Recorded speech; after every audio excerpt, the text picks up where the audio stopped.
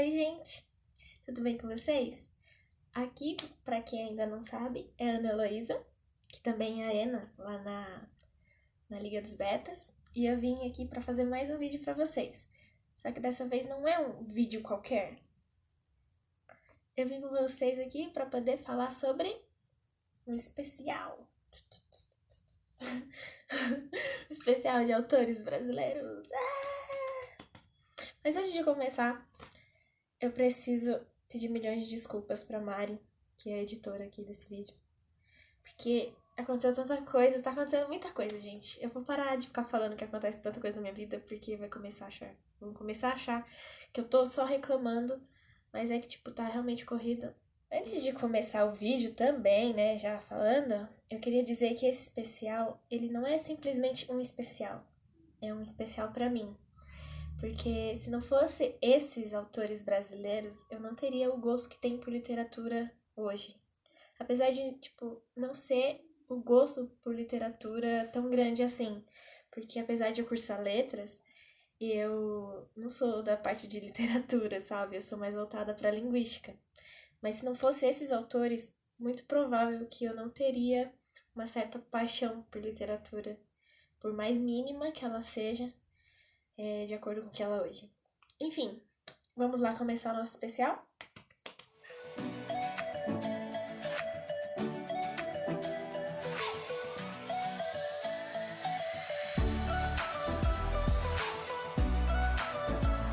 Começando, eu queria dizer que, não pra mim, de acordo com alguns teóricos, a literatura brasileira ela começou mesmo no romantismo. Então eu vou seguir essa ideia. Vou começar a falar a partir do romantismo, porque é no romantismo que o meu autor preferido reside. Que esse autor preferido é o quem, gente? Adivinha? Fez Senhora, Birajara, Guarani, o que mais? Iracema. E tio também. É o José de Alencar. Gente, eu sou a pessoa mais apaixonada por Senhora que eu conheço. E se vier alguém que gosta mais de Senhora do que eu tô...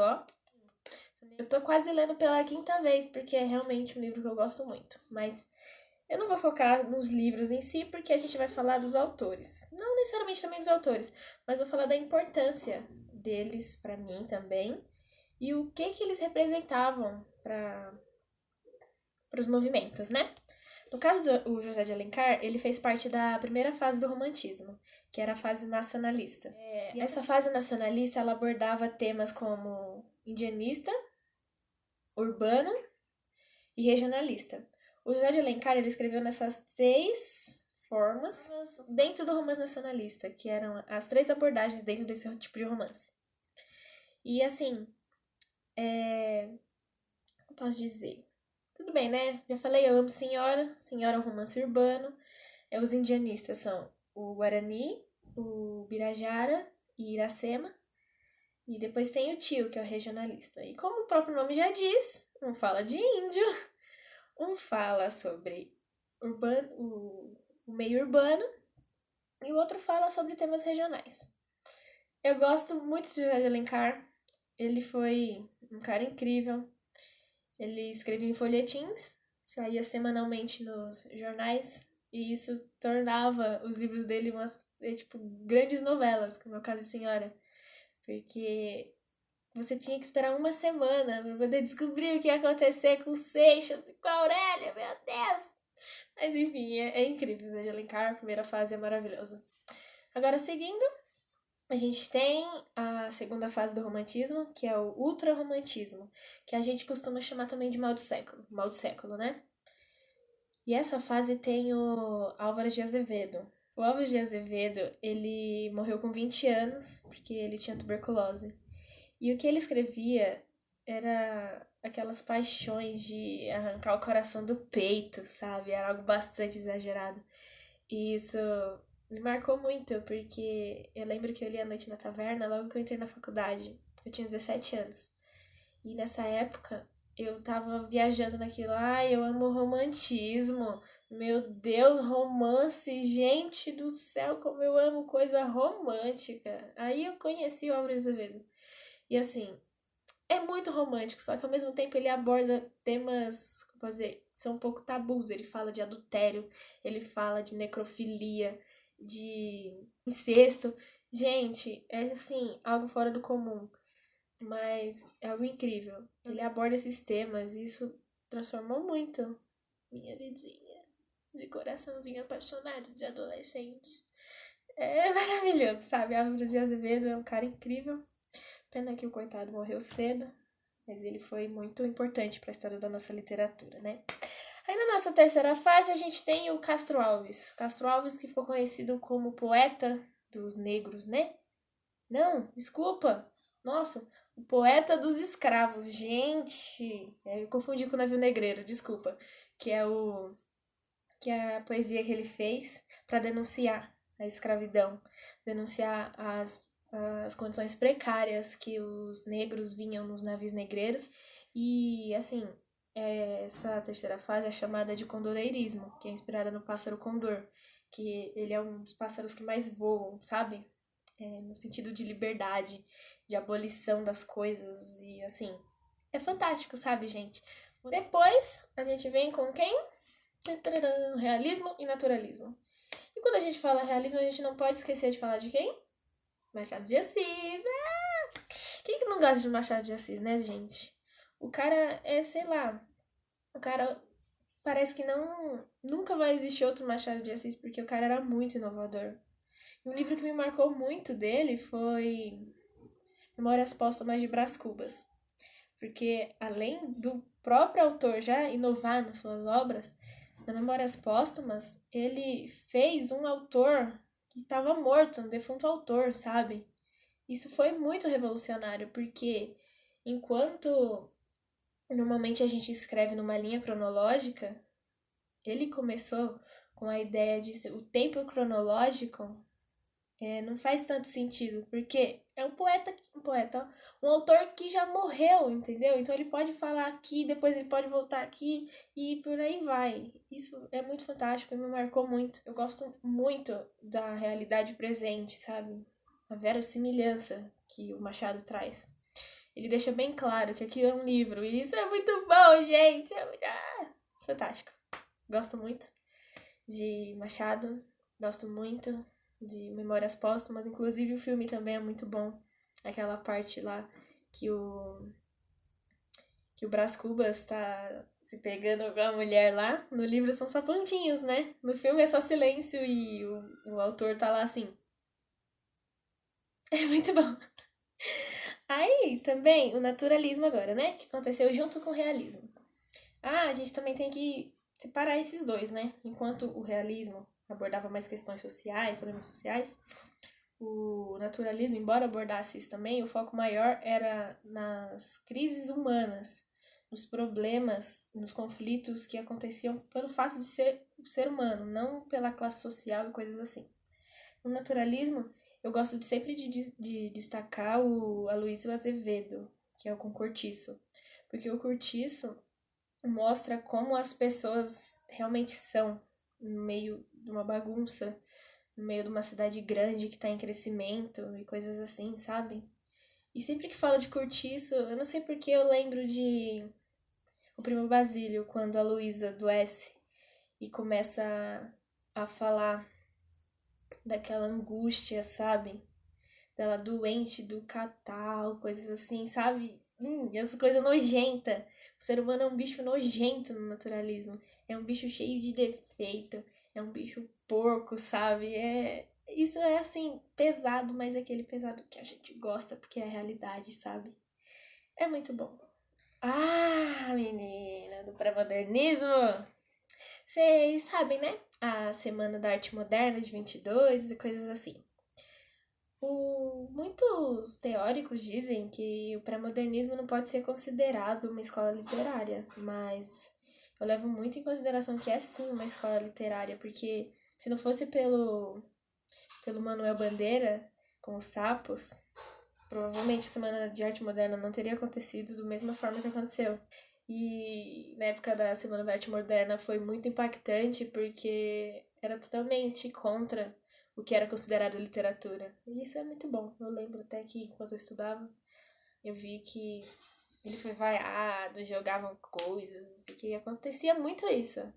As pessoas não conseguiam entender que arte é aquilo que a gente pode mostrar, o que a gente sente.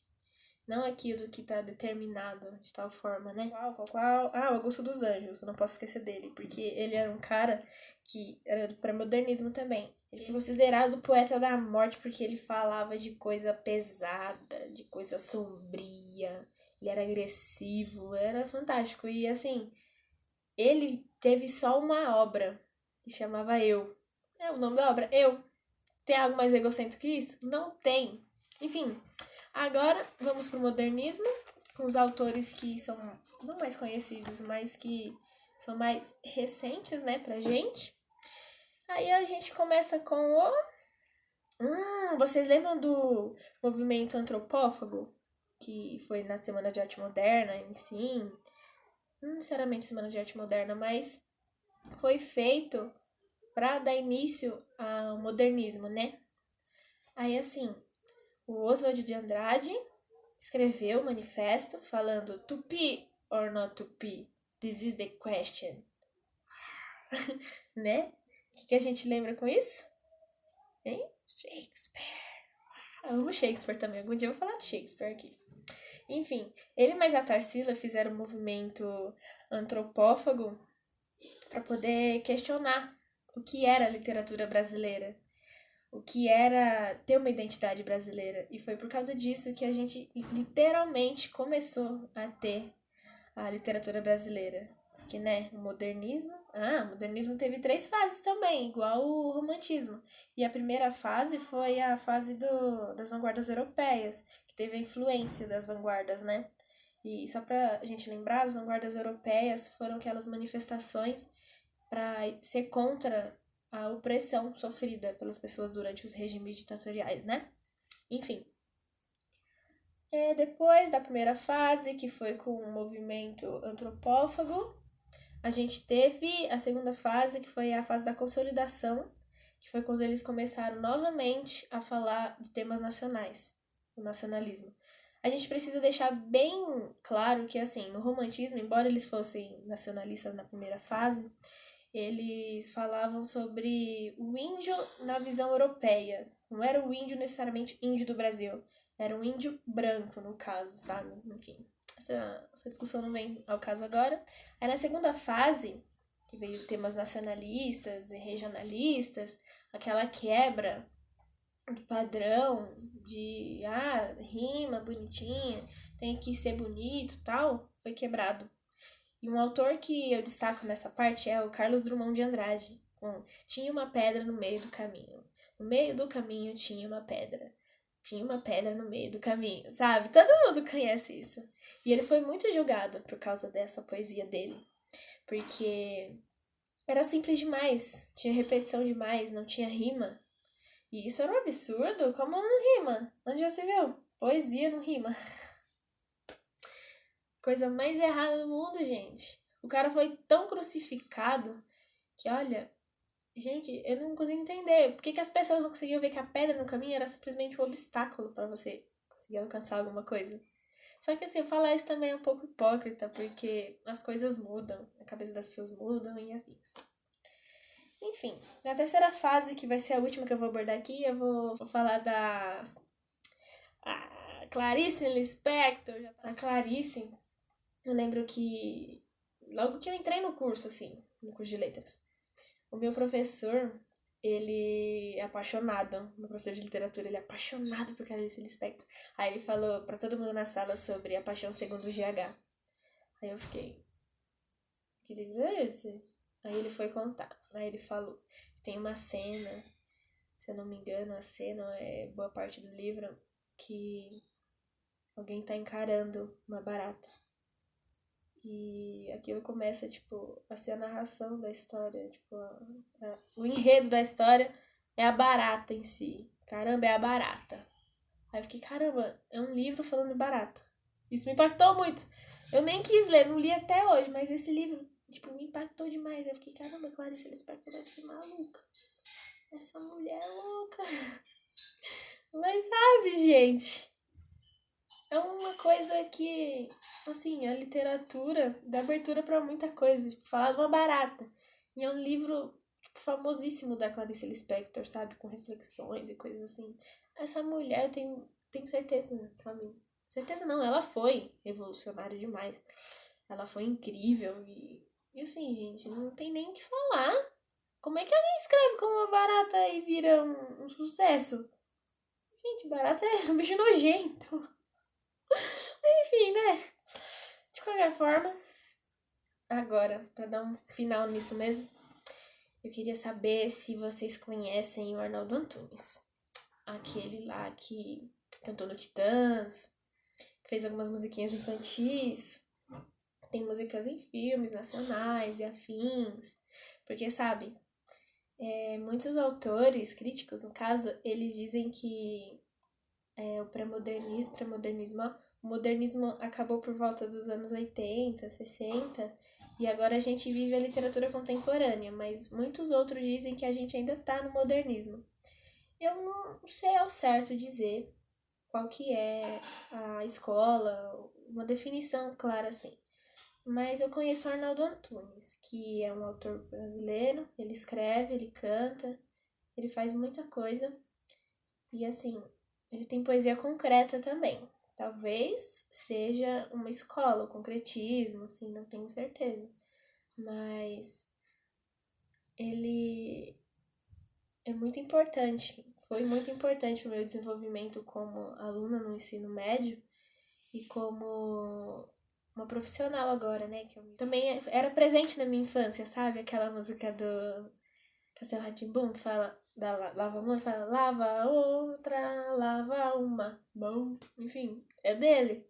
Então, assim, é um autor brasileiro que tá vivo. Que a gente pode. Eu fui num show dele também, ele segurou na minha mão. Gente, eu não quis lavar minha mão nunca mais. Mas ficou suja. A gente tem que lavar. E assim, sabe, você pensar assim, caramba, um cara que é tão importante pra literatura brasileira tá vivo ainda. Só que as pessoas não se importam tanto assim. Parece que a pessoa precisa morrer pra poder ser reconhecida, sabe? Mas enfim, falei um pouco aqui dos autores brasileiros que são importantes pra mim. Espero que esse vídeo seja um especial pra vocês, como é especial pra mim. Porque, como eu disse no começo do vídeo, a minha vida com a literatura, a minha relação com a literatura, não seria a mesma se não fosse eles. E é isso. Espero que vocês que não conheçam vão atrás do José de Alencar, vão atrás do Machado de Assis, do Álvares de Azevedo, da Luísa Azevedo, que leiam, que se divirtam, que reflitam e que façam tudo aquilo que a literatura pode permitir. Porque, embora ela possa ser um pouco difícil algumas vezes, ela é fantástica, ela é transformadora e, acima de tudo, a literatura é a nossa forma de liberdade de expressão, não é? Beijinhos, espero que vocês tenham gostado de verdade desse vídeo. Eu volto da próxima vez com provavelmente mais alguma resenha, não sei do que ainda, vamos ver o que o destino nos reserva. E é isso. Milhões de beijos. Tchauzinho.